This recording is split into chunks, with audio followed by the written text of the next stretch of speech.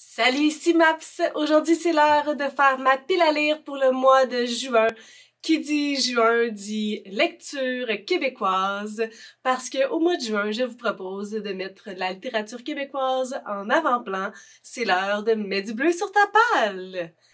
Et là, je pense qu'à chaque année, lorsque c'est rendu à mon tour de faire ma pile à lire, c'est comme énormément de stress de qu'est-ce que moi je vais lire, tu sais, quelle littérature québécoise je vais mettre de l'avant pendant le mois de juin, parce que j'en lis beaucoup tout au long de l'année, il n'y a pas de surprise par rapport à ça, mais lesquels que je vais choisir pour le mois de juin? Et c'est jamais vraiment facile.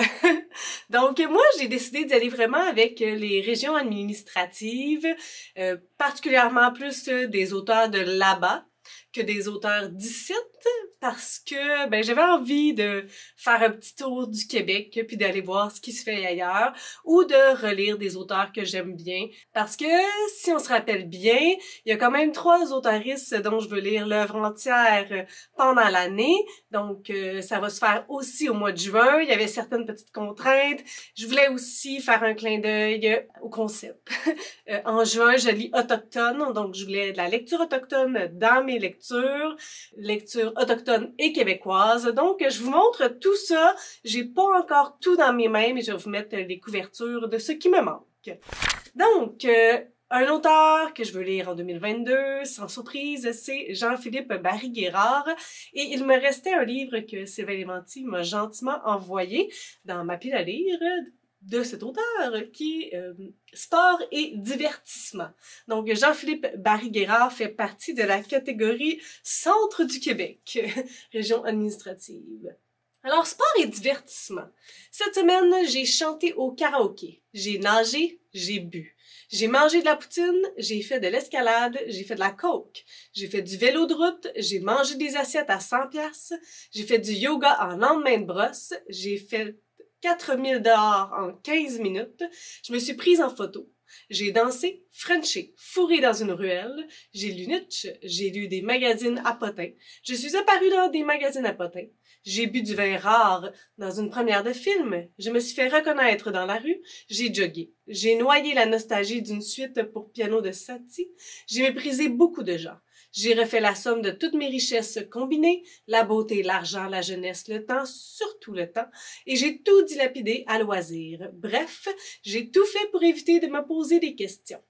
Dans une forme inspirée de l'œuvre du même nom d'Éric Satie, Sport et divertissement suit le quotidien à la fois vide et saturé d'un groupe d'amis qui déploient toute leur énergie à s'étourdir à grands coups d'endorphines, d'art et de substances diverses, naviguant entre l'extraordinaire et le banal, le plaisir et l'ennui, en plus ou moins digne représentant de ce que leur époque a de meilleur et de pire à leur offrir.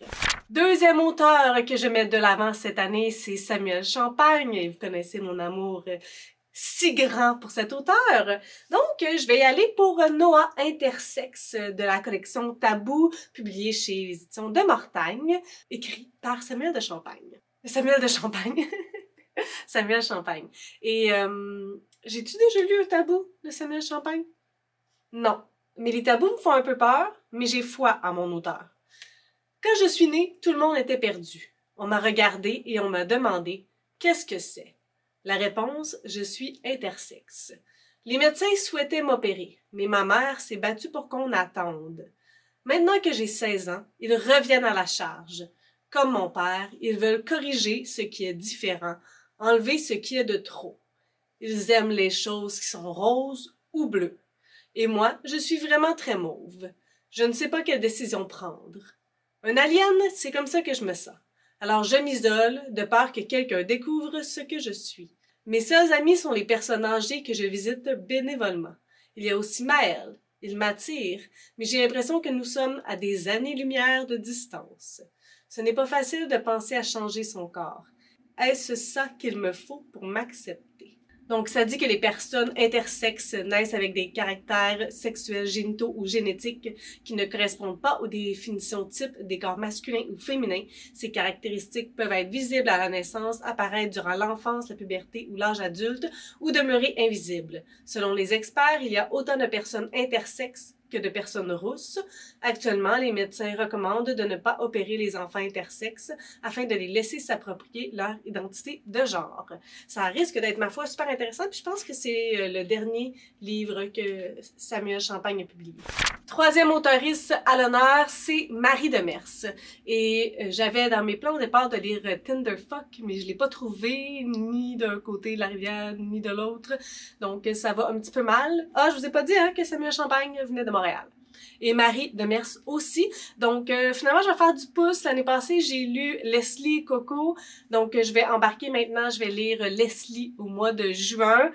Moi, j'ai vraiment beaucoup aimé Leslie et Coco. Je pourrais peut-être même le relire avant, mais il ne faut pas que je fasse des promesses que je pourrais pas tenir. La relecture, c'est souvent des promesses que je ne peux pas faire. Mais j'ai entendu des commentaires plutôt mitigés sur Leslie, comme s'il manquait un petit peu le côté de Coco dans cet ouvrage-là. Donc, j'ai hâte de faire ma tête sur cet ouvrage de Marie Demers. Si vous voulez en savoir plus sur ce que j'ai pensé de Leslie et Coco, je l'ai lu durant le week-end sans signal l'année passée, donc je vais vous mettre ça ici, puis j'avais été vraiment bouleversée. C'était sous format de vlog, si ça vous intéresse. En parlant de relecture, je sais pas qu'est-ce que je ressens exactement, mais j'ai déjà lu ce livre-là, ça fait pas super longtemps, peut-être même moins d'une année, pas mal certaine que moins d'une année. Mais j'ai comme envie de faire une vidéo dédiée à ce premier tome de trilogie.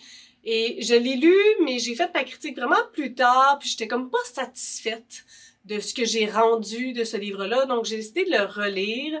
Ça, c'est pas une fausse promesse. Je vais le relire. Ce qui pourrait être une fausse promesse, c'est le fait que j'aimerais vraiment lire le tome 2 et 3 aussi au mois de juin, puis faire un wrap-up, puis tout parler en même temps. Mais en même temps, je trouve ça plus difficile de faire des vidéos lorsque je parle d'une série au complet, parce que c'est compliqué de parler des tomes 2 et 3. On veut pas faire des divulgateurs. Donc, j'aime bien parler des premiers tomes parce que je suis une lover des premiers tomes. Et c'est une autrice qui vient d'ici, mais elle habite plus ici. Maintenant, elle est rendue de là-bas. C'est Ariane T. Lessard avec la série Les Héritiers du Briacan, le premier tome, Le règne du loup. Je l'ai vraiment beaucoup aimé. J'ai été vraiment très surprise de cette histoire-là. Donc, je veux le relire, me prendre des notes, puis vous faire une vidéo pour vous parler de cet univers-là qui m'a vraiment surpris. Le Briacan. Île refuge séparée par deux royaumes qui se disputent le pouvoir. Depuis la mort du premier Rion, décédé sans laisser d'héritier, la famille maternelle et la famille paternelle du grand souverain cherchent à clamer leur légitimité. Au nord, les Bornemals d'Artagne tentent d'annexer le sud par la force depuis plusieurs décennies. Évidemment, les Doucignes du Sud combattent pour leur indépendance, considérant qu'ils ont la même légitimité à gouverner. Une nouvelle génération d'héritiers fait son apparition dans les deux cours du Briacan. Les jumeaux Kilian et Aslander Bornemal quittent tous les deux le domaine familial pour tenter de former de nouvelles alliances avec les royaumes voisins. Jusqu'où ira le cadet du Rion Thierry dans sa volonté de devenir le digne descendant de son ancêtre et de réunifier l'île? L'aîné de son côté a un bien mauvais pressentiment au sujet de son voyage en haute mer. Plus au sud, de son côté, Elora Doucigne se voit confier sa première mission face à la menace qui guette les siens, soit celle de convaincre une montagne de se joindre à leur cause. À la veille de la maturité, elle sait que ses talents de nageuse exceptionnels ne suffiront pas pour l'aider à 100 lunes. En parlant de série / trilogie, il y a une autre série que je traîne de la patte. Là, je me suis dit que c'était le temps de remettre cette série-là de l'avant. C'est la série Western Fantasy de Patrice Cazot. J'ai lu le premier tome, voilà vraiment très longtemps, c'est un peu humiliant. Donc, je veux lire le deuxième Tchenko au mois de juin et Patrice Cazot vient de l'Estrie. Donc, si ça vous intéresse, vous allez voir ma critique du premier tome, puis moi, je vais lire le deuxième. Tantôt, je vous parlais du concept en juin, je lis autochtone, et pour moi, c'est important. Je me suis rendu compte, en regardant sur le site des libraires et tout ça, qu'il y avait beaucoup de choix autochtones canadiens, mais pas nécessairement autochtones et québécois. Donc moi, j'en ai lu quand même beaucoup parce que j'ai lu l'œuvre entière de Michel Jean, j'ai déjà lu Anne-Antane Capèche, j'ai lu Naomi Fontaine, j'ai lu Joséphine Bacon, j'ai lu Louis-Carl Picard-Sioui. Donc mes choix commençaient à être pas mal restreints et je trouvais ça quand même très dommage parce que je voulais découvrir des plumes puis même en train de penser à ça. J'ai lu J.D. Curtness suite à ma lecture du recueil de nouvelles Wapke. Mais finalement, j'ai trouvé Isabelle Picard qui a écrit la série qui semble jeunesse niche. Donc, j'ai réservé les tomes 1 et 2 et je compte lire ça au mois de juin. Isabelle Picard vient de Wendake, donc de la capitale nationale. Puis, un ouvrage ne me suffisait pas, ben c'est comme 2 parce que c'est le tome 1 et 2. Donc, j'ai essayé de trouver encore plus et j'ai trouvé l'auteur Bernard Wassiniwi qui a des origines algo-cri, qui vient de Montréal, donc je vais lire la saga des Béotucs de Bernard Wassiniwi. Vous pourriez penser que ma pile est assez grande, mais jamais, jamais, jamais. Donc, ce livre-là a fait sensation, tout le monde en a entendu parler. Je pense qu'elle vient de Montréal, en tout cas peut-être qu'elle habite à Montréal maintenant. J'ai souvent peur de lire des ouvrages qui sont très populaires, puis là, je lis parce que il y a quelqu'un de Booktube qui l'a lu, puis qui a comme eu un intérêt mitigé, une critique mitigée sur ce livre-là, donc je me fais l'avocat du diable, voir si je vais être plus du camp comme encensement que du camp il y a des petites choses qui m'ont dérangé. Je vous parle de Rentrer son ventre et sourire de Laurence Baudouin-Masse. Tous les jours, Ellie motive ses centaines de milliers d'abonnés à devenir la meilleure version d'elle-même. Bien loin de l'adolescente complexée qu'elle était, elle est maintenant en couple avec le chanteur Samuel Vanas et figure parmi les influenceuses les plus populaires au pays. Elle a réussi, elle brille. Et pourtant, entre l'obsession du poids idéal et l'envie irrésistible de garrocher ses verres d'eau sur les murs, une idée la hante. Et si, à tellement vouloir devenir tout ce qu'on attendait d'elle, elle s'était perdue en chemin? En fait, moi, j'ai peur que la protagoniste me tombe sur les nerfs, parce que c'est quelque chose qui est vraiment très très loin de moi. Oui, j'ai une chaîne YouTube, oui, j'ai un Instagram, mais si vous regardez rapidement, là, ça fructue pas tant que ça, parce que c'est pas mon objectif non plus. J'ai peur que ça me tombe ses nerfs. À suivre. Je sais pas d'où elle vient, par contre. C'est ça, je vous ai dit, hein, je pense Montréal. En parlant d'une autre que je sais pas d'où elle vient, mais là, j'ai comme allumé parce que j'ai beaucoup de livres là, qui sont empruntés à la bibliothèque, puis j'ai pas oublié l'objectif de diminuer cette palle qui se fait lentement mais sûrement. Mais là, j'avais juste ce sport et divertissement qui venait de ma pile à lire, donc je voulais donner un petit coup de pouce de plus.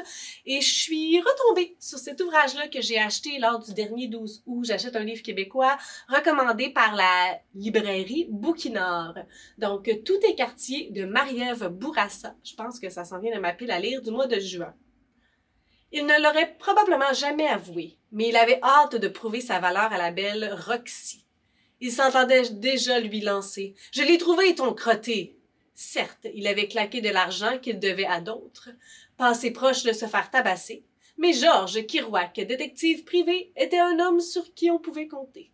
Entre deux joints, Georges Kerouac ne fait pas grand-chose à part se morfondre sur son sort et parfois se mettre dans le trouble. En cet été 1976, il accepte tout de même d'enquêter pour le compte de Roxy, serveuse au bar exotique qui lui sert de quartier général. Il part alors à la recherche d'un certain film de fesses qui veille toutes les convoitises, notamment celle d'un crime organisé.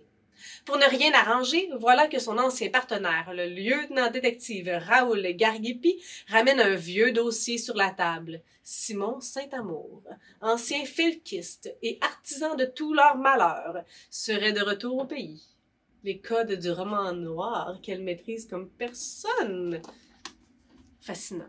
Et finalement, parce que c'est assez mané, la BD que je n'ai pas pu lire pour ma vidéo, mais que je vais lire parce que je sais qu'elle plaît à énormément de personnes, Le Petit Astronaute de Jean-Paul Hyde. Et fait intéressant, Jean-Paul Hyde n'est pas né au Québec, mais a immigré lorsqu'il avait 3 ans. Et je pense qu'il vient de la belle région de Montréal aussi. Tout le monde vient de Montréal ici. Mon chien est fâché. Il y a un petit quelque chose en arrière, là. Ça dit « Je sais bien que Tom parle pas, mais s'il parle pas, c'est seulement parce que ses paroles sont incapables de sortir par sa bouche. » Alors, elles restent dans sa tête et quand je colle mon oreille à la sienne, je les entends. Je suis la seule à qui il a raconté son histoire. Juliette, 5 ans. Donc, c'est ma pile pour le mois de juin. J'ai très très hâte de lire entièrement québécois. J'ai très très hâte de voir vos piles. Fait qu'hésitez pas si vous êtes sur Instagram, si vous êtes sur YouTube, si vous êtes sur ni l'un ni l'autre. Écrivez-moi un message, dites-moi qu'est-ce que vous allez lire. Est-ce que vous allez être team ici, le team là-bas, ou est-ce que vous avez choisi la version plus structurée avec des petites catégories plus spécifiques? C'est bien correct. Vous faites comme vous voulez parce que le plus important, c'est juste de mettre la littérature québécoise de l'avant. Donc, si vous lisez un livre québécois et que vous en parlez un petit peu, ben j'aurai réussi ma mission. Sur ce, si vous avez des suggestions, des critiques, des commentaires, écrivez-moi ça en dessous de ma vidéo. Je publie des vidéos assez fréquemment dans une semaine, ben de moins en moins, mais en tout cas, une fois par semaine. Si vous avez aimé cette vidéo, n'hésitez pas à mettre un petit pouce, à vous inscrire à ma chaîne. Et sur ce, je vous souhaite de bonnes lectures.